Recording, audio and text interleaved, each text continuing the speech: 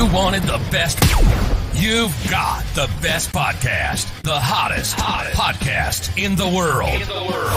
The Chris Voss Show, the preeminent podcast with guests so smart you may experience serious brain bleed. The CEOs, authors, thought leaders, visionaries, and motivators.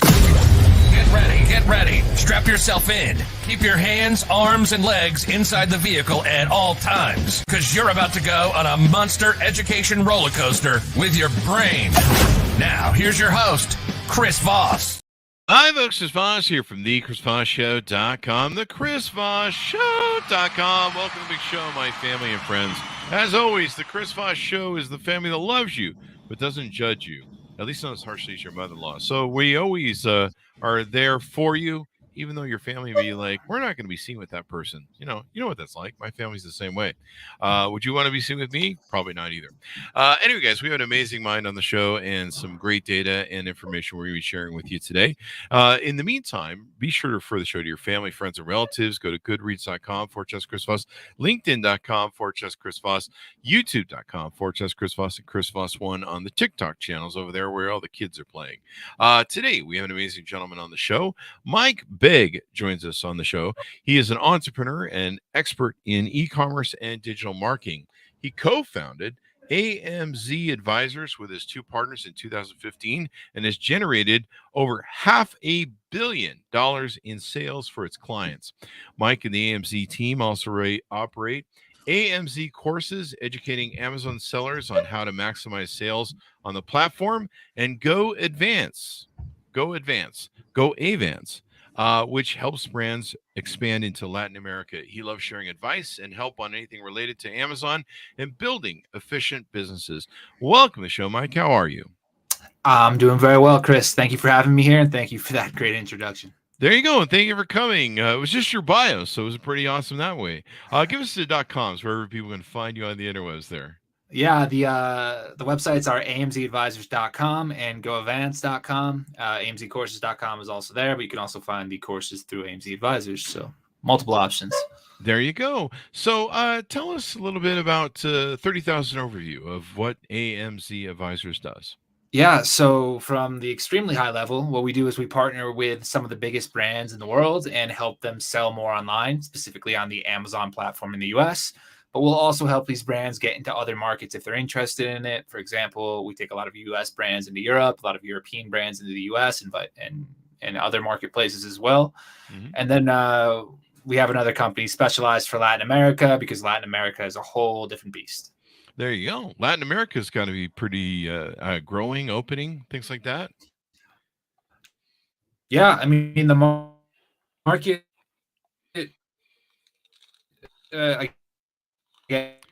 and e-commerce markets are growing across. There you go. Looks like we're getting some dropout on the internet there. Yeah, looks like we're getting some dropout on the internet there. Let's see how it goes. So you were saying something about Latin America? Yeah, so Latin America is growing fast. I mean, 3 of the fastest growing e-commerce markets in the world are located in Latin America. That's Mexico, Brazil, and Argentina right now. So the opportunity is huge. When we look at the actual size of the market, it's about $350 billion per year in sales happen in Latin America, which is in e-commerce sales, happen in Latin America, which is a really significant number, especially when you start comparing it to some of the other countries and marketplaces worldwide. So it's awesome, but there are a lot of challenges for foreign brands because in most instances, it's very protectionist. You need a local business, you need local business partners, and a whole bunch of other hurdles that you need to jump over. So what is your origin story? How did you get into this business and start this company? So originally, I'm from Connecticut. I don't live in Connecticut anymore. I actually live in Guadalajara, Mexico. Oh, wow. So that's a little bit of a detail. But like I said, originally from Connecticut, went to university in Philadelphia and in Long Island as well. And when I graduated, I went and worked in consulting. Really didn't like consulting. I got into real estate development. I worked in real estate development for Sears at the time, which this was about 2014, 2015. Sears was kind of on its way out, or we were trying to save the company the best we could. And anyway, I ended up doing a bunch of different real estate deals over there. But one of the interesting deals that really caught my attention was Amazon trying to buy our space at a mall. And I was like, why was Amazon trying to buy our space at a mall? It turns out they wanted to build a fulfillment center or a warehouse to actually do last mile delivery for consumers. Oh, wow. And that's really where I started getting my attention on Amazon and e-commerce. And then from there, started launching my own brands, had some success there, realized a lot of other big brands didn't know what they were doing, and kind of just evolved into a marketing agency. And then all the other opportunities have come out of that. So you helped kind of resolve your issues with trying to sell stuff, and then moved into, well, my recipe seemed to work, I'll help other brands. Exactly. I mean, when I say we, it's the same founders I have in AMZ Advisors. We were selling art supply products, and there were two different things that came out of that. One, we were competing against brands like Crayola, and we were beating Crayola in a lot of categories, which was kind of an eye opener. Like, how is our small startup able to compete with Crayola, which was wild at the time to think. And it also made us realize what our strengths and what our weaknesses were. Our strengths are that we're really good at marketing and really good at sales. We're really bad at inventory management. We ran into a whole bunch of inventory management challenges. So it was kind of playing to our strengths, using what was working for us for other companies, and then helping other brands take advantage of the Amazon platform. There you go. Well, that sounds pretty awesome. You were selling ebooks to retail arbitrage and private labels, digital marketing, and online education at one point? Oh, yeah. Lots of different stuff. So originally we started with self-publishing on the Kindle platform. That was kind of our first foray into e-commerce on Amazon. And that's a pretty low cost way to start selling products. You make a royalty on every book sold. From there, it was retail arbitrage, where we started going to like every Walmart, Target in the tri-state area. Again, like I said, I'm from Connecticut. So Connecticut, New York, New Jersey, buying up everything on clearance and then selling it on Amazon. We made about $10,000 from that, and we flipped that, put it into our first private label brand, which was the Art Supply brand, and kind of evolved that way. There you go. Well, you're kicking ass and taking names then. So now evidently you have two of your friends as your business partner. What's it like doing that? I do. Yeah, it's one of the things that a lot of people don't recommend. Like I've heard that numerous times, is don't work with your friends as business partners.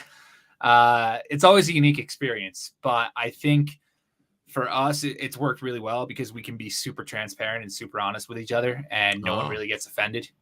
So for example, like if I come in, I'm not gonna say me, but if someone else comes in, one of my partners comes in swearing at me or complaining about whatever, like I'm not gonna get offended. Like they're obviously bothered by something, and we're gonna try to resolve it. So yeah, there you go. I think it works for what we have. I highly wouldn't recommend it for everyone, but it really depends on the types of friendships you have, what your shared or common goals are, and what direction you're working in. There you go. It can be challenging sometimes, whether it's a spouse or someone you're in a relationship or friendships, because it can be a challenge. And it's harder to fire friends than it is to work with them, or something like that. So what's your proudest moment as an entrepreneur? That's a good one. I think for me, so like I was particularly involved in this. So when we talked about kind of the origin story a little bit, I didn't go into too much detail with it, but how I ended up here in Mexico. But as we were starting the agency, we wanted to give it as much of a runway to take off. So we had all our money saved, everything that we had been saving from selling products, as well as from what we were doing, in our personal jobs before that. I was doing real estate development, my partner's jobs as well. And we were like, how can we make this money last as long as possible? So we realized that we could move to Mexico, and obviously the money would go a lot longer there. So originally we moved to Playa del Carmen while we were really getting the business up and running near Cancun. And as the business started to gain a lot more traction, I was kind of tired of Playa del Carmen. I wanted to go see other parts of Mexico or travel more. I ended up coming to Guadalajara, which is where I live now. And I met my wife, who was not my wife back then, but I met her here in Guadalajara. Ended up coming back here after traveling for about a year. We started dating then. And ever since then, she pushed me a little bit more to start hiring here in Mexico instead of hiring in the US or hiring freelancers. And I think building the team that we've built here in Mexico is probably one of the things I'm most proud of. We have a team of about 55 employees in total. And, taking it from really scratch to figuring out the hiring processes, the company structure, everything that we needed in Mexico to be successful was a huge accomplishment for us. And I think that's one of the things that I've really enjoyed. And then seeing like the culture evolve within the company and how much our employees love working for us has been another awesome thing that I've been able to experience. There you go. And per your website, it says you accelerate 7-figure brands on Amazon, Walmart, and Mercado Libre. Yes. Yeah. There you go. Yep. So what we do is we take brands essentially from $1 million in online sales, and we get them over 10 million. Wow. We have an entire program to help them get there and everything that we focus on. And we have, at this point, hundreds of success stories doing that. Obviously, Amazon in the US is the most well-known and the easiest platform to make that happen on. But we've also worked with a lot of brands at Walmart, Mercado Libre. We work with brands that are looking to get into Latin America. Again, that's mainly the big platform down here. So we do a lot of focus on that as well. There you go. Where do most brands fail when it comes to selling on Amazon or those other platforms? I would say that most brands fail by not investing enough into the platform and not really understanding where the platform fits within their larger sales funnel or within their company as a whole. Mm-hmm. You're never going to make a ton of money on Amazon. There's a ton of fees. There's a ton of costs. It's very competitive. Your advertising costs are higher. If you are going to Amazon trying to make it a profit center for you, you're approaching it the wrong way. Oh. And it's different for every business, but in general, if you have, I think the number is like 70% of all consumers are going to Amazon to start a product search online now. Mm-hmm. If you're not on Amazon and not being discoverable, consumers are not going to find your brand. Your brand's not going to grow. You're not going to get sales lift on any of the platforms. And those are all the problems that most brands don't realize when they go to the platform. They're like, oh, well, I want to make this margin. I want to make this. I'm not going to spend this bunch on ads. I'm not going to invest on it. They don't see the growth they want. They don't acquire the new customers they want. And then they don't really build out the rest of their sales funnel with Amazon as the main piece for consumers to find their brand and then get everyone in and push them into whatever other platforms they can. There you go. So how important is it to use Amazon FBA, which we'll need to identify what that is. I think I know what it is when selling on Amazon as opposed to shipping yourself, I think. Yeah. So there's two different models to fulfill customer orders. One is to have your own warehouse and send orders from there, or you use a 3PL and send orders from there, a third-party logistics company. Or you can use Fulfillment by Amazon, which is Amazon's own in-house warehouse network. And the warehouses are everywhere in the US now. The network's crazy. It's one of the largest logistics companies in the world right now. But essentially what they do is that they will store your inventory for you. And then every time you get an order on the platform, they automatically ship it out from the warehouse. So it's pretty much hands off for you. When you are in Amazon FBA, you get the Amazon Prime badge, which is a huge selling point on Amazon. If your product is Prime, it's much more likely to convert when consumers are shopping for it. So by being able to have that Prime badge using the FBA program is giving you a leg up on the rest of the competition. It also seems to be that Amazon tends to feature products that have the Prime badge that are in FBA over other products when it comes to the search results page. So it is extremely important to use the Fulfillment by Amazon network. There you go. Yeah, that's what I've heard. And having that Prime badge, I mean, when I remember buying something on Amazon, I'll be like, oh, Prime, hey, I can get that quicker. I don't have to worry about it maybe coming from someplace else. So that makes all the difference in the world. How do you optimize, or I guess you help people optimize for Amazon SEO? I guess I didn't even know that was a thing. Yeah. So at the end of the day, Amazon's just a giant search engine. It's really not much different than Google. It's just that the ranking factors are different. So when we look at traditional SEO, you're looking at things like keywords, blogs, backlinks, all that type of stuff. When you're looking at Amazon, you're looking at metrics like conversion rate, sales velocity, or the number of units you're selling per day over a time period. And when you start optimizing for those factors is really when you start seeing the growth. So it starts by looking at your product, figuring out what the most relevant keywords are, and then rewriting the copy on your product listings to make sure that the most relevant keywords are showing up. You're also going to want to optimize your images, highlighting some of those most relevant keywords. So when a consumer is looking for whatever the product is, it says it in your first image or your second image. It says, oh, this is exactly what I do, or this is exactly what it is. That's going to lead to a higher conversion rate. A higher conversion rate is going to lead to more visibility on the platform. It's going to lead to higher sales velocity, and it just creates a positive feedback loop. So from that point, you start moving further and further up the rankings on Amazon. There you go. That makes sense. I mean, it's a highly competitive environment. I mean, anytime I go on there, there's lots of things going, hey, you want to buy this? And it kind of knows what you're searching for. And sometimes the things it advises are better than the product you're looking at too. Yeah. Or seem better. I don't know. It's a crapshoot. What about reviews and stuff? Those seem to be fairly important in people's buying decisions. I know mine are when I look at stuff. Yeah, I mean, that's the truth for anything when you're buying online. I mean, if you don't have good social proof, like why is someone going to have the trust of your brand? So Amazon's recently made some changes to the way that they actually show reviews on the platform. But in general, having the social proof is a huge factor in actually getting people to purchase the product. Typically, if you're under 4 stars on Amazon, you're going to have a harder time converting people. And you really need to look at what the causes of those reviews are to try to address the problems. Sometimes it could be a problem with your product. Sometimes it could be with the manufacturing, the packaging. It could be with the way Amazon's storing it. It could be arriving damaged. There could be a whole range of reasons that you really need to dive into these reviews. And that's also the really critical feedback that's going to help you improve as a company. So it has 2 benefits in that it helps you sell more, but it also gives you, I don't want to say real time, but it gives you feedback from consumers at a fairly quick turnaround on how you can improve. And I think those are the 2 key aspects. The way Amazon's doing it now instead of before was like before you would see products that have like 10,000 or 20,000 reviews or whatever.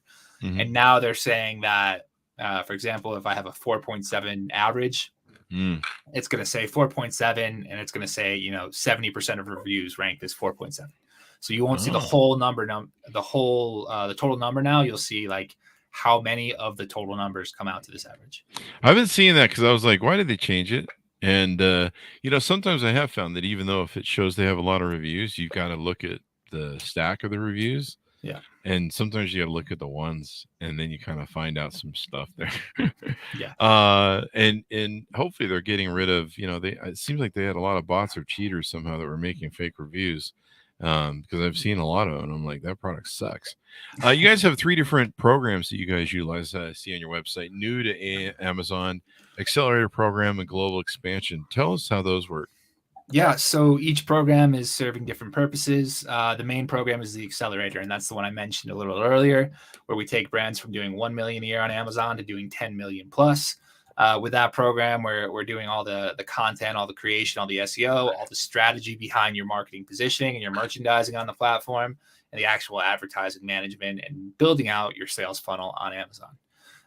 The new to Amazon is for brands that are already doing sales online. They're usually doing about 1 million, maybe on other platforms, maybe through their own D2C website, but they have some type of brand recognition and they're looking to really get onto the Amazon platform the correct way. And we will essentially do all their setup, help them start scaling from zero. And then depending on the progress, we move them into the accelerator program to help them keep growing on the platform. And finally, as I mentioned, like global expansion is another big aspect, especially this year. There's been a lot more interest in brands getting into the other markets. And we essentially will help them figure out all their logistics, all their compliance, all the fiscal aspects they need. And we have all the partners to help with all of this to make sure that their transition into the new marketplace goes smoothly. And then we'll help them manage the advertising and the marketing from there. There you go. I guess that I see that in the resources with your partners and different people that can help people do all the different aspects they need to do business on Amazon on top of what you guys do for them.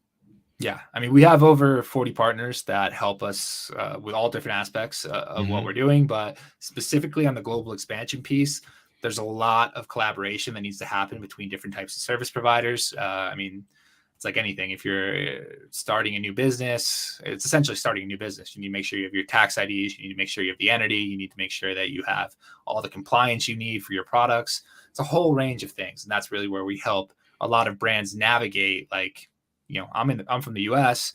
How do I do this in the UK? Or how do I do this in France? And that's really where we get them to. There we go. That's awesome, man. What are some things we haven't talked about your company and how you guys do it and work with clients? Any success stories you can talk about? Oh yeah, I mean, we've had tons of success stories. Some of the more recent ones that we can think of. There was actually a brand that we took from about 0 to about, I think they were about 1.2 million. And then they were able to get onto Shark Tank from there. They actually turned down an investment. Yeah. They turned down an investment from Mark Cuban. Who hasn't, right? Yeah, exactly. And now they're on $11 million a year run rate. So we took them from 0 to 11 million. There's other brands we've taken from, 30,000 a month to doing, $150,000, $160,000 a month in the course of a year. So these are the types of results that we can see, especially when our clients really engage with us and really listen to our recommendations. For example, we recently made a change with the $11 million run rate company. Where we started implementing a new type of marketing, and overnight they went from doing about $15,000 a day in sales to doing $45,000 a day in sales. Wow, that's pretty huge, man. Threefold increase. Yeah, I mean that's really what we enjoy doing. Like we love working with brands, finding what they want to achieve, understanding their goals, and then figuring out the best ways to help them reach those. That's really what we're all about as a company. And it's all about dialing in the search results and getting in front of that consumer when they're ready to buy, right? When they've got to spend their money. Yeah, I mean, that's a huge part of it. If you can't be found, if your products don't look good, people aren't going to pay attention to you. And then it's a matter of building out the advertising funnel in the correct way, and then leveraging outside traffic sources like social media, like email, whatever it may be, to have more and more people come to your product listings and actually buy the product. There you go. What sort of how big of a threat are disruptor brands on Amazon to established brands? I guess, what are disruptor brands and what are they a threat? Yeah, so I mentioned my art supply brand from back in the day. That was essentially a disruptor brand. I was coming in stealing market share from Crayola. That is not, it's not as easy anymore. It's still doable. At the end of the day, when you go to Amazon, most of the time you're not looking for a specific brand. You might be looking for a water bottle, or you might be looking for a phone case, or I don't know, a microphone. And whatever's showing up at the top of search results is more than likely what you're going to buy. I think the number is like the first 3 products is like 70% of all purchases in any search results page. So the opportunity for a brand that understands advertising and understands marketing the correct way and how to get their products positioned in those top spots allows them to steal more and more market share. So there's a lot of native Amazon brands that have been able to continually steal share from other brands. There's a really good example out there of a company called Liquid Death, and they do mineral water. And they essentially came out of nowhere. They entirely rely on Amazon. The brand was completely built on the Amazon platform. Even on their D2C website, they push people to Amazon to purchase the product. And all of this feeds back into that positive feedback loop that I talked about before, about getting more traffic, more conversions, more sales velocity, and then continuing to move higher and higher up the ranks. And that's allowing them to take market share from companies like Nestle Dannon, Topo Chico, other mineral water brands. Wow. That is crazy, man. I was wondering how that company got built, and just amazing. So final thoughts as we go out, and final pitch to people out there listening to do business with you guys. Yeah. So look, the main thing we're looking for is brands that are interested in really succeeding on the Amazon platform and succeeding in e-commerce in general. If you're a brand that's doing $1 million a year and you want to continue to grow your company, it's the perfect time to talk to us. I mean, we're coming into Q4 now. We still have a little bit of time to help you get set up ahead of time. But if growth is on the roadmap for you in 2024, it's a great opportunity to reach out to us. If you're also interested in expanding to Latin America and reaching a whole new consumer base, we can also help a lot with that. So I'm excited to talk with anyone that's interested in either of those services. You can reach me on my email, mike@amzadvisors.com, or you can also reach us directly through the website, amzadvisors.com. There you go. Well, Mike, it's been very insightful and eye-opening, and we learned a lot about what you guys do in Amazon. Thank you very much for coming on. Thank you very much for having me, Chris. And, I hope I was able to provide some great insights to your listeners. There you go. People will be inspired to start their own companies, and if not, call yours and have you guys do all the hard work for them. There you go. Thanks, Ernest, for tuning in. Go to goodreads.com/Chris Voss, youtube.com/Chris Voss, linkedin.com/Chris Voss, and Chris Voss1 on the TikTok. Thanks for tuning in. Be good to each other. Stay safe. We'll see you guys next time.